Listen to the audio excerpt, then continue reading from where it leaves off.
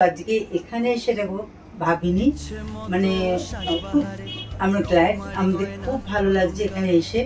আর আপনারাও আসবেন, সামনে থেকে দেখলে সত্যি মানে কি বলবো, অভিভূত হয়ে গেছে আমরা দেখে। আমার বোন তো পাগল হয়ে গেছে মানে দেখে, সত্যি কথা। মানে প্রথমে না বিশ্বাস করতে পারছিলাম না, কেন অনেক ফেক ভিডিও দেখি তো।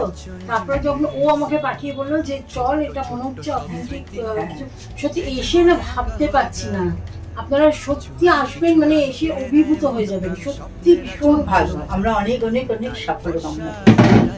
সাধারণ মানুষ যারা আমাদের ভিডিও দেখে বা যারা আমাদের দোকানে আসবো ভাবে, কিন্তু ভয় আসে না, ভাবে যে অনেক ইউটিউবে অনেক রকমের একেবারে সেটা নয়, দোকানে গেলে ঠকিয়ে দেবে।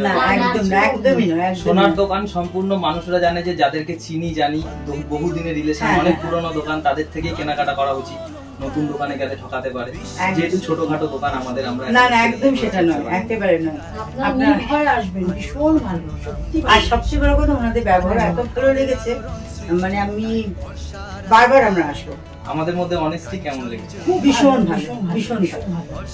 তো আপনারাও আসুন আমাদের দোকানে, প্লিজ আপনারাও আসবেন। এবং আপনাদের আসার মাধ্যমে আমরা যে চ্যারিটিটা করি, আমাদের যে সোর্স অফ ইনকাম আছে, এইটাই বিজনেস। এখান থেকে আমরা কিছু পয়সা বার করে যে আমরা গরিব মানুষদেরকে দেওয়া থাওয়া করি, সেগুলো সম্পূর্ণ আপনাদের সকলের কন্ট্রিবিউট আছে, আমরা সবসময় স্বীকার করি।